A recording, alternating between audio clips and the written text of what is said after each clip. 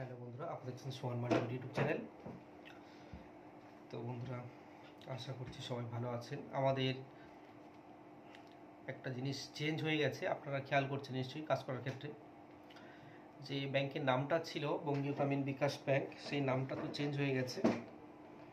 এখন ওয়েস্ট বেঙ্গল গ্রামীণ ব্যাংক ওটা ওয়েবসাইটে চলে এসছে, এমনকি আমাদের বিসি পোর্টালে চলে এসছে। তো সেক্ষেত্রে আমরা একটা জিনিস ভেবেছিলাম কি, যে লিঙ্কটা বা ইউআরএলটা চেঞ্জ হলে যদি আপডেট কিছু একটা আমরা পেয়ে যাই।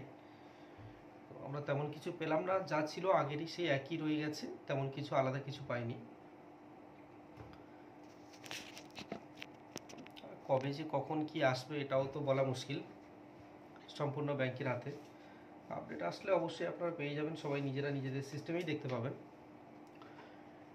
তবে ব্যাংকের নামটা চেঞ্জ হয়ে অ্যাকচুয়ালি দেখতেও খুব ভালো লাগছে, যেহেতু ওয়েস্ট বেঙ্গল গ্রামীণ ব্যাংক লোগোটা এখানে দেখতে পাচ্ছি আমরা।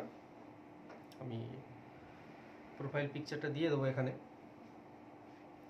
আরও আরেকটা জিনিস, আমাদের খুব বড় সমস্যা আসছে এটিএম কার্ড নিয়ে। এটিএম কার্ড নিয়ে অনেক ভাই কমেন্ট করছে যে এটিএম কার্ডটা কবে আসবে বা কবে পাবো। এটিএম কার্ড বিশেষ করে আমাদের এখন এই মুহূর্তে একটু প্রবলেম হচ্ছে।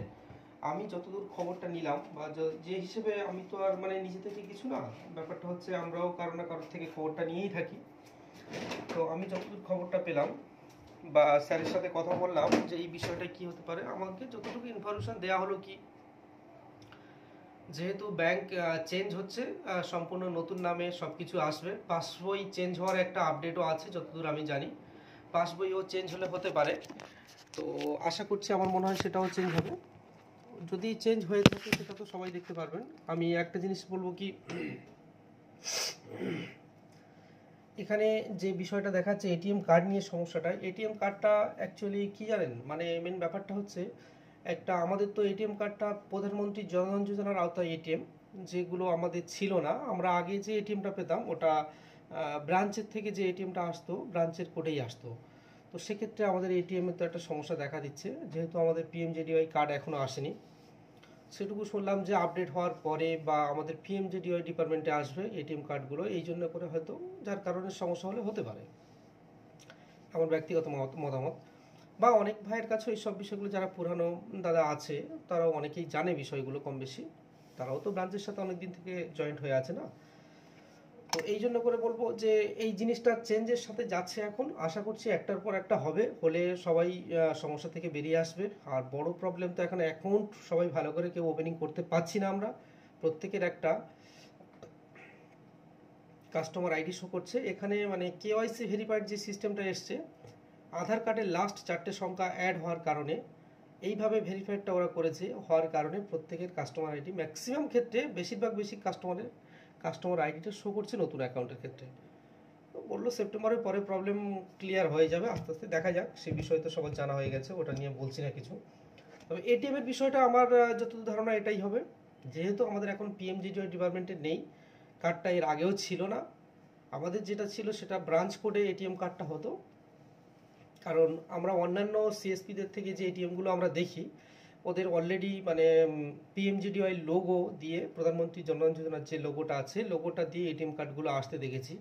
তো সেক্ষেত্রে ব্রাঞ্চের লোগোও থাকে, প্লাস ফের পিএমজেডিওয়াই লোগোও থাকে। আমাদের আগের এই পুরানো এটিএমগুলো কিন্তু সেগুলো নেই বা আসতোও না, ব্রাঞ্চ কোডেই আমরা পেতাম।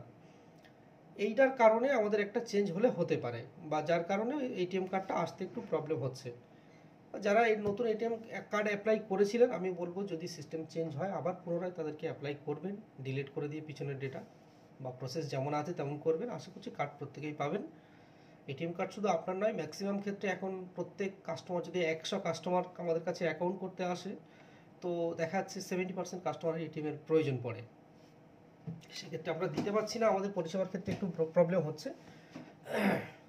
আশা করছি সলভ হয়ে যাবে, এটা নিয়ে ডাউট হওয়ার কোনো কারণ নেই ব্যাংকের কাজ ক্ষেত্রে। আর লিঙ্ক ইস্যু যেটা তো আসছে, এটা তো আসবেই। আপনি ব্যাংকের কাজ করবেন, লিঙ্ক সমস্যা আসবে না, লিঙ্কের নেই বা লিঙ্কের প্রবলেম, এই কথাটা কাস্টমারকে বলবেন না, তার মানে এটা মানাচ্ছে না যে আপনি ব্যাংকের কাজ করছেন। ঠিক আছে, তো যাই হোক, এটা একটা হাসির কথা বললাম, কিছু মনে করো না। তো লিঙ্কের সমস্যা ব্যাংকের কাজ করতে গেলেই হবে, আর বিশেষ করে আমাদের গ্রামীণ ব্যাংকে তো সমস্যা হয়েই আসছে প্রথম থেকে। তো আমি আজকের, যেহেতু আমার দুদিন শরীর প্রচণ্ড খারাপ ছিল, আমি যার কারণে আসতে পারিনি, একটু এসছি, বিকালে এসে আইডিটা লগ ইন করে দেখলাম লোগোটা চেঞ্জ হয়েছে। তো যাই হোক, এগুলো অনেকেই হয়তো দেখতে পাচ্ছেন, আমি দেখব, আপনাদেরকেও দেখাবো। লোগোটা একটা সিস্টেম থেকে চেঞ্জ হয়ে গেছে। তো ঠিক আছে বন্ধুরা, আশা করছি সবাই ভালো থাকবেন। আমি ইউআরএল বলছি, আপনার যে ওই ওয়েবসাইটের যে লোগোটা আছে বা আপনার যে সিস্টেমের যে লোগোটা রিসিভে আসলে, এখন রিসিভ প্রিন্ট করলে দেখবেন উপরে ওয়েস্ট বেঙ্গল গ্রামীণ ব্যাংক চলে আসছে, সেটা আপনারা দেখতে পাবেন। অবশ্যই আমি এতেও দিয়ে দেবো, ভিডিওর মধ্যে দিয়ে দেবো। তো সবাই ভালো থাকবেন।